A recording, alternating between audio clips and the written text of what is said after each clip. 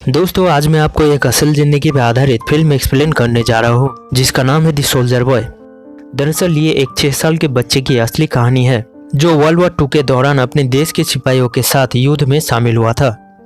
Movie की शुरुआत में हम रसिया का दृश्य देखते हैं जहाँ पे एक माँ अपने 2 बच्चों के साथ नदी किनारे पे खाना खा रही थी। इसके बाद हम छोटे बच्चे सर्गे लाइस्कोप को देखते हैं जो एक पेड़ के ऊपर बैठा हुआ था। दूसरी तरफ उसके माँ और बड़ा भाई नीचे काम कर रहे थे। तभी उनकी तरफ एक जर्मन प्लेन आने लगता है जिसे देख के उसकी माँ उन दोनों को जंगल में छुपने के लिए बोलती है, लेकिन 6 साल का लाइस्कोप इससे ना डरते हुए अपने गुलेल से उस प्लेन को तबाह कर देता है। इसके बाद जब वो नीचे देखता है तो उसे उसकी फैमिली नहीं मिलता। तभी वो नींद से जागता है जिससे हमें पता चलता है कि वो एक सपना देख रहा था। इसके बाद एक पड़ोसी आंटी उसके दरवाजे पे नॉक करती है। सर्गे को जिंदा देखकर वो हैरान होती है। आंटी उसे बोलती है कि उसके माँ और भाई दोनों अभी जिंदा नहीं है। ये सुनकर उसको कुछ समझ नहीं आता और वो अपने माँ के लिए वहीं पे वेट करना चाह रहा था, लेकिन आंटी बोलती है कि जर्मन ने उनके गाँव पे भी हमला कर दिया है और वो कभी भी यहाँ पे आ सकते हैं। तभी कुछ जर्मन सिपाही यहाँ आने लगते हैं। जर्मन्स को आते देख आंटी 6 साल के सर्गे को खिड़की से बाहर निकाल देती है और उसे यहाँ से भागने को बोलता है। इसके बाद सोल्जर्स आंटी को गोली मार देते हैं, जिसके बाद वो भागते हुए अपने गांव के बाहर आ जाता है। वो पीछे देखता है तो उसे अपना गांव जलते हुए दिखता है। वो यहाँ से 1-2 बार अपने माँ को पुकारता है, लेकिन आखिर में यहाँ से भाग जाता है। कुछ देर भागने के बाद वो जंगल के बीचों बीच पहुँच जाता है और अपने माँ को पुकार के रोने लगता है। उस रात वो उस खतरनाक जंगल में ही रुकता है। दूसरे दिन सुबह वो एक नदी से पानी पी रहा था, लेकिन तभी कुछ जर्मन सिपाही उसी तरफ आने लगते हैं। उनसे बचने के लिए वो एक पेड़ के नीचे छुप जाता है। कुछ देर बाद एक सांप को देख के वो डर जाता है, लेकिन खुद को जर्मन से बचाने के लिए वहीं पे छुपा रहता है क्योंकि उसे उस सांप से ज्यादा जर्मन सिपाहियों से डर लग रहा था। कुछ देर बाद जर्मन सिपाही यहाँ से निकल जाते हैं और उनके जाने के बाद सर्गे उनका बचा खुचा खाना लेकर जंगल में चला जाता है। लेकिन आखिर का शाम होते होते ये छोटा सा बच्चा पूरी तरह थक जाता है। 2 दिन से खाना ना खाने के कारण वो बहुत कमजोर हो गया था, लेकिन फिर भी किसी तरह गिरते पड़ते हुए वो आगे चलता जाता है। आगे बढ़ते हुए उसे एक जंगली फ्रूट का पेड़ दिखता है। वो उससे कुछ फल तोड़ने ही वाला था, लेकिन तभी उसके पीछे एक धमाका हो जाता है। धमाके के कारण उसे हेलुसिनेट होने लगता है और उसे लगता है कि कोई उसका पीछा कर रहा है। ऐसे हालत में भी वो बिना डरे वहाँ पे खड़ा रहता है और बोलने लगता है कि मेरे पास बंदूक है और मैं किसी से नहीं डरता। ये सब बोल के वो वहाँ से आगे जाने लगता है, लेकिन कुछ देर चलने के बाद वो बेहोश होकर नीचे गिर जाता है। इसके कुछ देर बाद हम 2 सोल्जर को उसके पास आते हुए देखते हैं। नेक्स्ट सीन में हम एक रशियन आर्मी बेस को देखते हैं जहाँ पे कमांडर कुजनेस्को पेट्रोल पे गए सोल्जर्स का वेट कर रहे थे। तभी वो दोनों कमजोर हो चुके सर्गे को यहाँ पे लाते हैं। सोल्जर्स बताते हैं कि ये बच्चा उनके साइड में है। इसके बाद सर्गे खुद को उनसे इंट्रोड्यूस करता है। वो कमांडर से मिलता है और उनको भी अपना परिचय बताने के लिए बोलता है। उसकी ऐसी हरकत देख के वहाँ के सभी लोग हैरान हो जाते हैं। इसके बाद ये लोग उसको खाना और पानी देते हैं। कमांडर भी उसका ध्यान रखने लगता है।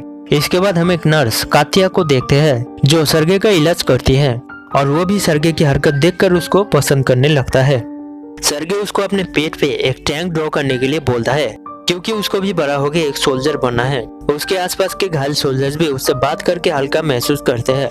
नेक्स्ट सीन में हम कमांडर को सर्गे के पास देखते हैं जहाँ सर्गे कमांडर से उनके बैच और गन के बारे में बहुत सारा सवाल करता है। कमांडर भी बहुत प्यार से सर्गे को उसके सवालों का जवाब देते हैं और उसको अपना गन खेलने के लिए देता है। इसके बाद सर्गे कमांडर को अपने पेट पे बना हुआ टैंक दिखाता है और बोलता है मुझे भी बड़ा होकर सोल्जर बनना है। नेक्स्ट सीन में हम कातिया और कमांडर को देखते हैं जहाँ पे कातिया इस बच्चे को इनके बैटालियन के साथ रखने के लिए बोलती है, लेकिन कमांडर ऐसा करने से मना कर देता है। उनके हिसाब से सर्गे को यहाँ रखना किसी खतरे से कम नहीं है, इसलिए वो उसे एक अनाथालय में भेजना चाहते हैं। इधर हम सर्गे को देखते हैं जिसके पास अब बाकी सोल्जर्स उनके साथ खेलने के लिए आते हैं। ये लोग सर्गे के लिए खाना लाते हैं और उसे उनके चीजों के साथ खेलने भी देते हैं।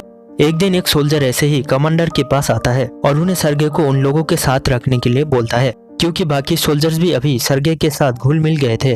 युद्ध के इस समय में सर्गे उनका डर कम करने का एक सहारा बन चुका था, लेकिन कमांडर को इससे कोई फर्क नहीं पड़ता। वो फिर भी सर्गे को उसकी सेफ्टी के लिए अनाथालय में भेजना चाहते थे। उसी दिन उनके बेस में दुश्मन अटैक करते हैं और इनके बहुत सारे सोल्जर्स मारे जाते हैं, जिसके बाद अनाथालय से एक गाड़ी सर्गे को लेने के लिए आता है। कमांडर इसके बारे में सर्गे को बताते हैं और उसे एक वुडन पिस्तौल गिफ्ट देते हैं। इसके बाद कमांडर सर्गे को गले से लगा लेता है, लेकिन आखिरकार कमांडर भी पिघल जाता है और उनका डिसीजन बदल लेता है। वो सर्गे को सोल्जर्स के साथ उसके बेटे के रूप में रहने के लिए बोलता है।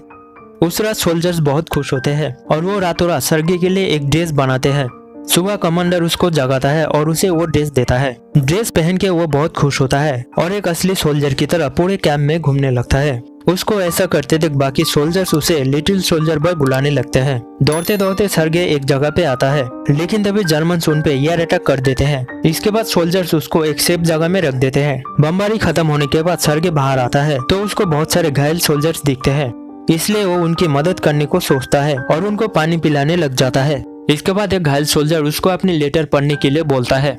छोटा होने के कारण उसको पढ़ना नहीं आता था, इसलिए वो अपने मन से स्टोरी बना के उसको सुनाने लगता है। वो बोलता है कि आपके घर में सब ठीक है और आपका काव भी एकदम तंदुरुस्त है। लेकिन तभी वो सोल्जर बोलता है कि मेरे घर में तो काव ही नहीं है। ये सुन के उसके पास वाला सोल्जर बोलता है कि उसको ऐसे ही पढ़ने दो, और वो लोग हंसने लगते हैं। नेक्स्ट सीन में हम सर्गे के साथ कात्या और कमांडर को देखते हैं। तब हमें पता चलता है कि ये दोनों एक दूसरे से प्यार करते हैं, लेकिन कोई भी किसी को नहीं बताता। इसके बाद हम सर्गे और कमांडर को बात करते हुए देखते हैं।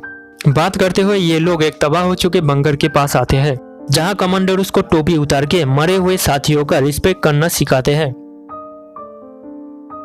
दूसरे दिन सर्गे कमांडर को कुछ मिशन देने के लिए बोलता है, इसलिए कमांडर उसको सिपाहियों का लेटर बांटने का मिशन देते हैं। वो इस काम को बेहतरीन ढंग से करता है और कुछ सोल्जर्स उसके लिए डांस भी करते हैं। उस दिन शाम को सर्गे एक बाइनोकुलर से खेलते हुए अपने कैंप से थोड़ा दूर आ जाता है। थोड़ी देर इधर उधर देखने के बाद उसको एक झाड़ी में किसी का पैर हिलते हुए दिखता है। वो भागते हुए अपने बैटालियन में जाता है और सोल्जर्स को इसके बारे में बताता है। सोल्जर्स को इस पे भरोसा नहीं होता, लेकिन वो फिर भी उसके बताए हुए जगह पे जाते हैं। यहाँ जाने के बाद उन्हें 2 जर्मन जासूस छुपे हुए मिलते हैं। ये लोग उन जर्मन्स को पकड़ लेते हैं और सर्गे को उसकी इंटेलिजेंस के लिए शाबाशी देते हैं। उस रात कमांडर सर्गे को उसका एडॉप्शन पेपर दिखाता है। अब वो ऑफिशियली कमांडर का बेटा बन चुका था। इससे वो बहुत खुश होता है। वो जानता है कि कमांडर कात्या को पसंद करता है, इसलिए वो उसको कात्या से बात करने के लिए ले जाता है। लेकिन ये लोग कात्या को किसी और से बात करते देख सोचते हैं कि कात्या भी शायद उस आदमी से प्यार करती है। इसके बाद इनके बेस में जर्मन्स और एक बार अटैक करते हैं, लेकिन इस बार सर्गे भी सोल्जर्स को गोलियां देकर मदद करता है। उसको बैटलफील्ड में देखकर कुछ सोल्जर्स उसको बंकर में जाने के लिए बोलते हैं, क्योंकि यहाँ रहना उसके लिए ठीक नहीं है। जब वो बंकर में जाता है तो देखता है कि कमांडर और बाकी सोल्जर्स डरे हुए हैं, क्योंकि उनका फोन कनेक्शन टूट गया था, जिससे वो बैकअप नहीं बुला सकते थे। इसलिए एक सोल्जर को वाइट जोड़ने के लिए भेजा जाता है। सर्गे भी उसके पीछे चला जाता है। वो आगे जाता है तो देखता है कि एक सोल्जर घायल होकर नीचे पड़ा हुआ है। वो उसकी मदद करता है और टूटे हुए तार को भी जोड़ देता है। इसके बाद कमांडर कर्नल से बात करते हैं और ज्यादा ट्रूप्स बुलाते हैं। यहाँ एक बार फिर से सर्गे ने सोल्जर्स की जान बचाया था। इसके बाद हम कमांडर और कात्या को फिर से एक साथ देखते हैं। इस बार कमांडर उसको अपने दिल की बात बोल देता है और बोलता है कि क्या तुम सर्गे का मदर बनोगी। ये सुन के कात्या शर्मा जाती है, लेकिन उसकी कुछ बोलने से पहले एक सोल्जर वहाँ आता है और कमांडर को एक लेटर देता है, जिस पे लिखा था कि उन्हें जल्द से जल्द दूसरे जगह पे जाना है। इसके बाद सारे सोल्जर सर्गे के साथ आगे बढ़ने लगते हैं।